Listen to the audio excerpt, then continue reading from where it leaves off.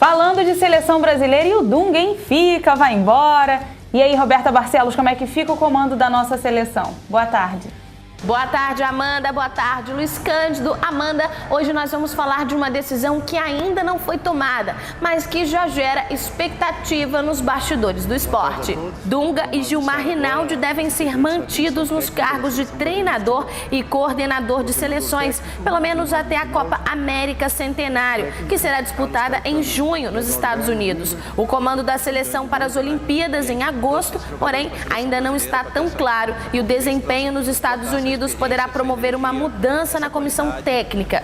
Dunga e Gilmar se reuniram ontem com a CBF e receberam o que pode ser entendido por um lado como um voto de confiança e por outro como um ultimato. Ao mesmo tempo em que garantiu seus empregos até a Copa América, a dupla também recebeu uma carga extra de cobrança. É com vocês aí no estúdio. Milonga, o Dunga fica.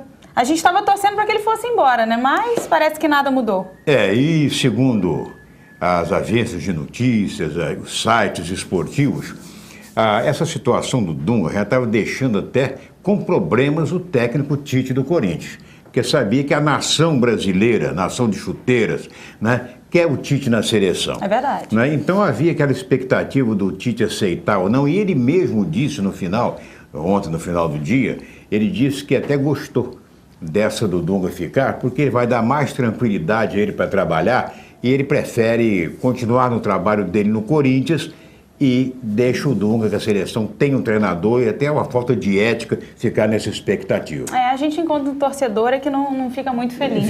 Com certeza, né? Você viu, eu vi inclusive as fotos dele saindo assim lá da sede da CBF no Rio, juntamente com o Gilmar Rinaldi, com aquele sorriso de como quem diz, nós ganhamos, continuamos, né? Aquela arrogância peculiar Dunga, né? Exatamente. É isso aí. A gente está recebendo aqui no estúdio o atleta Rômulo Santos, ele que disputaria agora, nesse final de semana, o Brasileiro de Triatlon e por motivos de saúde, né, Rômulo?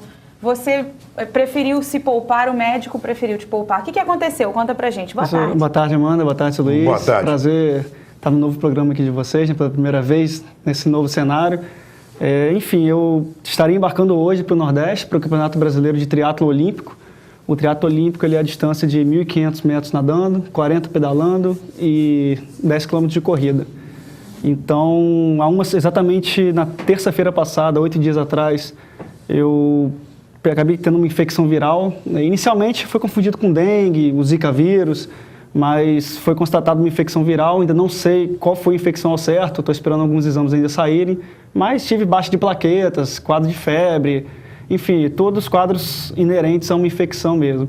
Então, por conta da viagem, por conta desses dias totalmente sem treinar, para poder recuperar, o médico acabou me vetando, estou bem chateado com isso, mas bola para frente, porque, em primeiro lugar, recuperação. E, assim, dos males, o pior. Menos mal com um problema desse agora do que próximo ao Mundial, por exemplo, que vai ser em setembro. Com certeza. Fala um pouquinho da sua expectativa, aliás, você falou do Mundial, depois a gente volta falando um pouquinho da sua preparação, de como é a sua rotina e se isso influenciou. Vamos falar disso, depois a gente fala do Mundial. Olha eu me embolando aqui. Rômulo, me diz uma coisa. A sua rotina intensa, pesada, você trabalha também no quartel, isso tudo influenciou para que, de repente, a sua imunidade estivesse mais baixa e você tivesse contraído aí a virose? Olha, influencia sim, porque o que acontece? Assim como eu e outros vários atletas, no Brasil inteiro, nós somos atletas amadores, ou seja, eu não vivo só para treinar. Já tive uma fase assim, mas é muito complicado ser um atleta profissional no país. Então, a gente treina como profissional, a gente treina alto rendimento, mas não vive como tal. Então, a gente tem que trabalhar. Eu sou bombeiro militar, eu também sou pai, a gente tem os compromissos pessoais.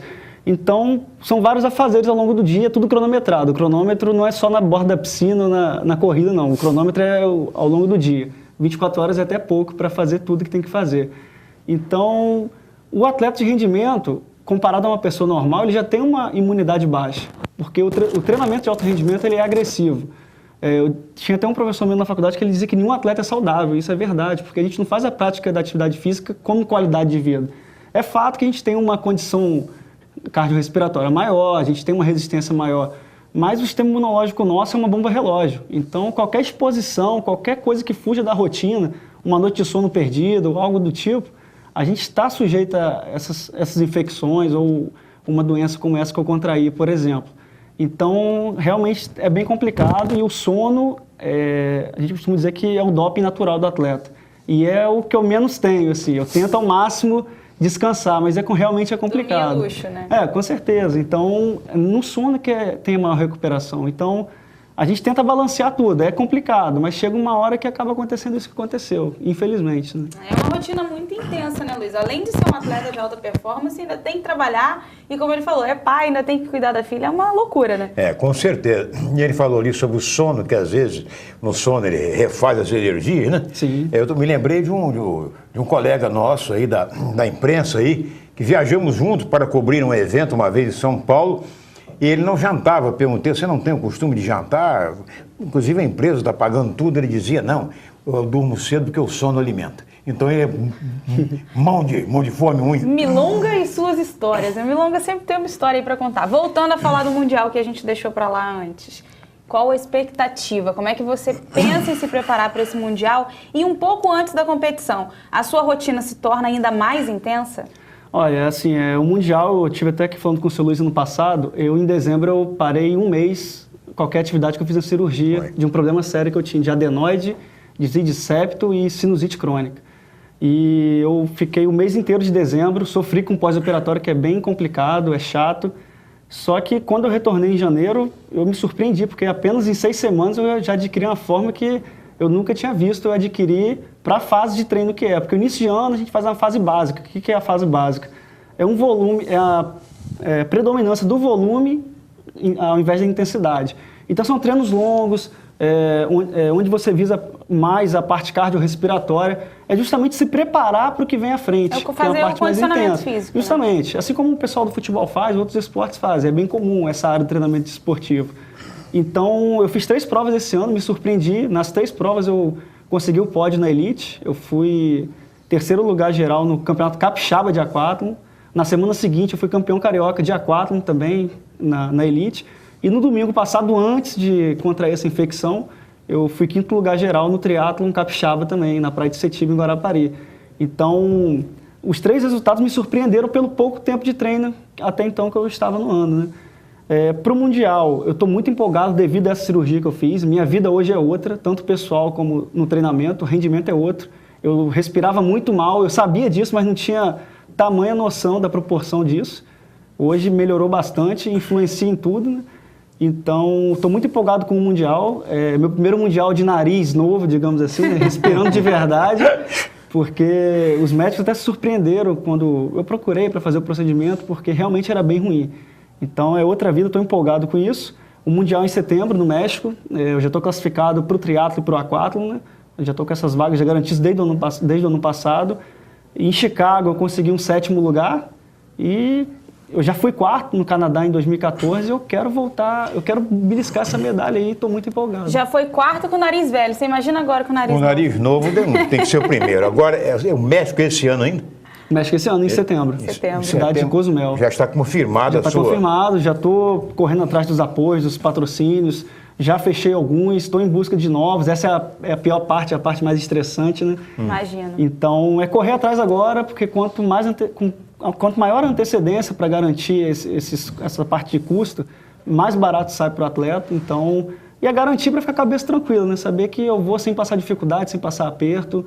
E a correria começa desde já. Eu quero saber se nas provas que ele participa, se a turma lá do 5º Grupamento de Bombeiro Militar, se tem torcida lá, se torce por ele deve e tal. ter torcida Não, né? Na verdade eu sou bombeiro do Espírito Santo. Do Espírito Santo? Então não é do 5º. Eu sou campista, sempre fui campista, claro. Mas eu estou no bombeiro há 4 anos. Não, do Espírito Santo. Isso, eu sou lotado em Cachoeiro, que é a cidade mais próxima a Campos. Então, é o melhor quartel para mim em relação ao deslocamento, mas graças a Deus é um quartel que me apoia muito. A imprensa capixaba, assim como vocês estão fazendo aqui agora, eles estão sempre cobrindo também, e isso é importante tanto para a corporação quanto para mim também. É um retorno mútuo, né, na verdade. Né? Com certeza. Porque o militarismo tem muito a ver com o esporte de rendimento, principalmente no país hoje.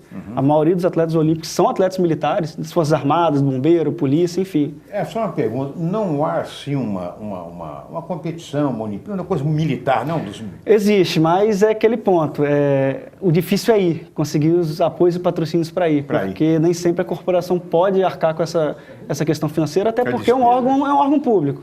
Então, a verba vem do governo. Então, tem toda essa questão também.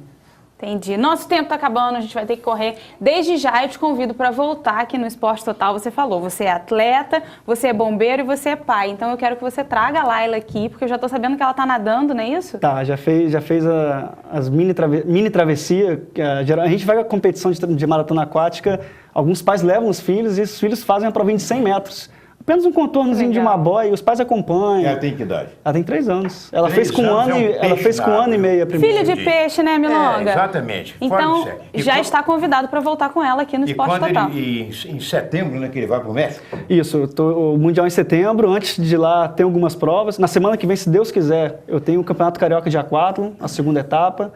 E se tudo der certo, eu vou estar indo ao Rio na semana que vem para fazer essa prova na Praia de Copacabana. E vamos encomendar um sombreiro para você, mexicano, quando ele chegar. Ah, sim. Se Deus sombreiro quiser. mexicano. Eu vou apresentar, então, o Esporte Total com um sombreiro mexicano, combinado. Trazido pelo Roma. Quando você voltar do Rio, então, por favor, as portas estão abertas e traga a Laila para contar pra gente como é que é essa história de começar a nadar tão cedo. Não, com certeza, eu trago sim. Obrigado aí pelo convite novamente estar aqui, né? E espero voltar mais vezes e agradecer pela divulgação do nosso trabalho, que é muito importante. Né? A gente é que agradece, estaremos sempre na torcida, né, Luiz? Com certeza, com certeza. Amanhã a gente está de volta 1h30 da tarde, eu espero você.